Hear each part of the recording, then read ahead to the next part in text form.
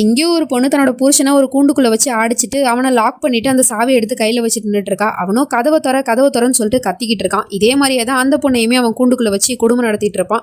இப்ப அப்படியே அவனுக்கு அதை திருப்பி செஞ்சுட்டு இருக்கா. அவனும் கத்திக்கிட்டு இருக்கான், கதவை திற, நான் மட்டும் வெளியே வந்தேன்னா அவனோட நிலைமையை ரொம்ப மோசமாக்கிடுவேன் அப்படின்னு.